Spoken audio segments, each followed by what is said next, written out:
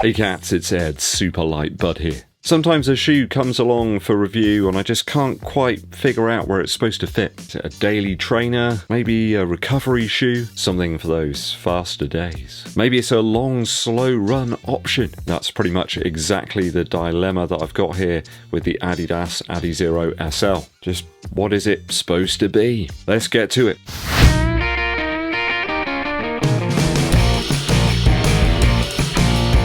Thanks for tuning in, people. It is always appreciated. Help the channel to continue to grow by hitting that subscribe button and tinkling the bell. Also give this video a thumbs up like, that helps a huge amount, and share it with your running buddies. Drop us a super thanks as well if some of the videos recently have really been up your street. You can help us out on a more ad hoc basis to keep the shoes rolling in. The ADIDAS ADIZERO SL today.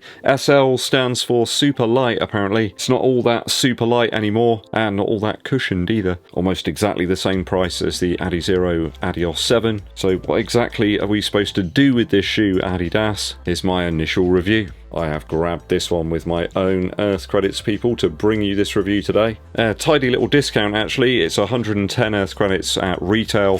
I got this for 71. It weighs in at around 285 grams for my UK size 11, US size 12. Some information on screen for you right now in terms of the heel stack and also in the forefoot. About a 10mm drop here, approximate. Let's dive into this weird shoe and see if we can figure out what it's supposed to be. We will start with the upper first. So certainly upper-wise, this one's more bulky than the Adios 6 or 7. It appears to be on the surface like a more daily trainer type feel. There's more plush padding around the Achilles and around the tongue too. Quite the departure from the Adios 6 or 7. Don't be fooled by that though, as the toe box is really constrictive. It's very low in terms of the profile. I think that's partly due to this overlay that goes around the front of the shoe. It really does make the toes feel like they're cramped in, like they're in a straitjacket or something. We have those super thin Adidas laces here as well. They feel very flimsy. We've seen those too in the Takumi Sen 8 and also in the Adios Pro 3. At least the fit isn't arch-hugging like we've had in the Adios 6 and 7 or the Sen 8. Perhaps a more traditional shoe in terms of the materials that we've got here in the SL, though it's far from a daily shoe feel in the toe box. It's cramped, it's low, and as I say, amplified by that bumper around the front of the shoe. It's not one that I feel I want to grab for doing everyday miles by any stretch.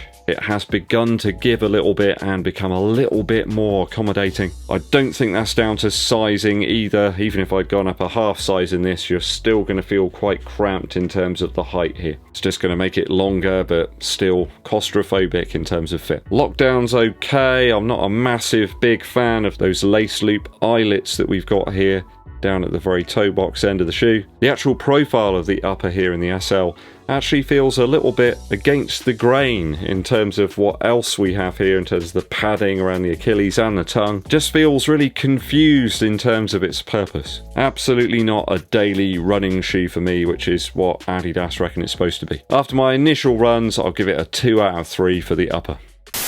Midsole, midsole, midsole now. Midsole now, and I'm really confused once again as to what this shoe's supposed to be. What exactly does this offer over the Adios 6 or 7? Bear in mind you can pick up both of those shoes for less than this one is at retail. I mean, it's a similar profile here to what you find in the Adidas Takumi Sen 8, though we've got almost all light strike material here rather than a section that's in the forefoot here, which is Light Strike Pro. It's not as large as the one that as we see in the Adios 6 or 7, and it certainly feels that way too. The easier sort of daily paces, it just isn't really that noticeable. At faster speeds, yes, you can start to feel it a little bit, but those after daily cushion, simply this one's just not going to cut it. It just doesn't feel as exciting and cushioned as the Adios 6 or 7. The lack of that torsion plate too is going to push some people away from this shoe. I can't see too many people opting to buy this model over the others. I mean, why would you go for an inferior light strike midsole here when you can have better for less? Those shoes are lower weight, they're not as firm as this one out the box. That said, if you do want a reasonably light option here from Adidas that's a little bit wider in the mid to forefoot, you know, a firmer feel, something with some response, there's no unstable squashiness here, no anxiety inducing issues when you're going around corners. I mean, the midsole's very consistent, I could say that about it. Maybe okay for some shorter blasts, maybe a 5k or 2 here and there, but in colder conditions I found that the Light Strike Pro material feels way better than the standard stuff. Just more cushioned and feels a bit more propulsive and fun to run in. The SL just feels sadly disappointing, like the 20.2 version that I tried a couple of years back. Nothing like the fantastic original from back in 2020. That shoe was absolute dynamite. It was quick, it was nimble, it was versatile. The Light Strike felt totally different in that than we get in these more modern versions. Just feels a little bit unwieldy with the Light Strike mass in the heel here. The more they seem to put that foam into the heel section of the shoes, the worse it feels to me. And I've already got a load of other shoes in the rotation that just do everything better than this one. I'm going to give it a very disappointing 1.7 out of 3 for midsole after my initial runs.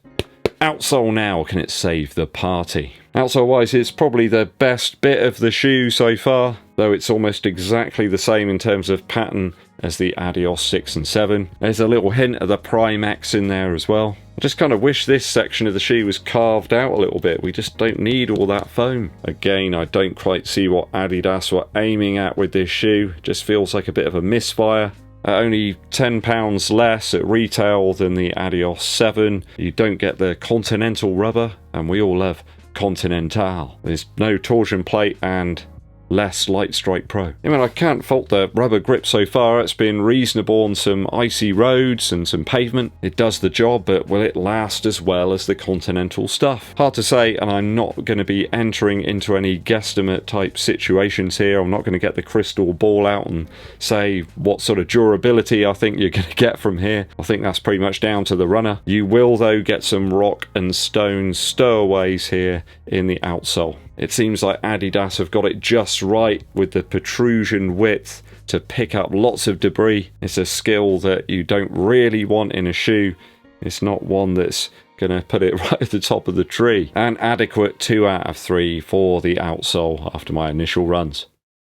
Value now. Yeah, value-wise, just do yourself a favour and go and buy the Adios 6 and 7. Lighter, probably cheaper on discount, and a vastly superior ride due to the increased amount of Light Strike Pro in the mid-forefoot, plus that torsion plate. Better tyre-like rubber, and there's less padding around the Achilles and the tongue. This shoe's just like 100 times better. I just don't really get what they were going for with this one. It's kind of like a poor facsimile of the Adios Pro 3 and the Takumi Sen put together. It's a strange sort of direction from Adidas to make a sort of firmer daily model. It's like a higher focused pace shoe. They've like made the Superlight model heavier and heavier in each iteration. I mean, it's heavier than all the other ADIZERO models aside from like the Prime X and the Boston. I just don't really see where it fits in. Very odd, and not a shoe that I can recommend to you at retail price. Just don't do it to yourselves, people. Come on, it's Christmas. You want to have some fun and excitement. You want to put on a pair of running shoes and a Christmas hat and run around shouting joy to the world, don't you? And that's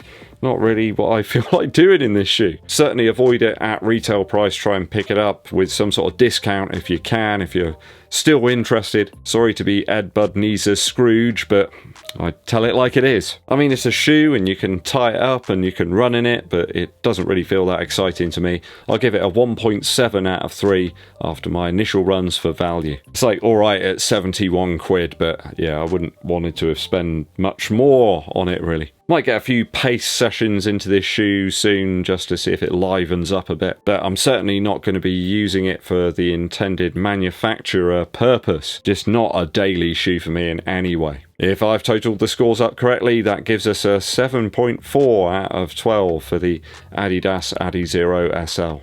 Oh yeah, can't win them all, Adidas.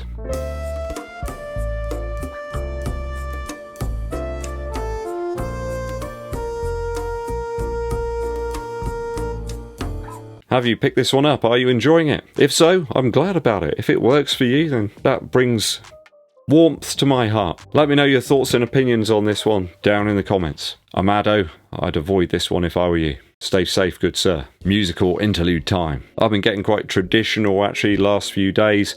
I've gone back to a classic Christmas album from 1945. Bing Crosby's White Christmas has some of the most fantastic versions. Warmth and sincerity there. I think the Andrews sisters are on quite a few of these tunes. They had some wonderful vocal sections. I think the real tearjerker on here is I'll Be Home for Christmas. I think he sings that one on the White Christmas film actually. We did watch that the other day, Mrs. Eddbud and I. Particularly into some of those musicals. Really do enjoy those. Some real stunning work there. Real worth in some of those productions even now. There's a great version of Silent Night as well. Does remind me of when I played a great version of Silent Night at a family get-together. I think I must have been about 8 and I had this Casio keyboard and I did a reggae version of Silent Night in waltz time.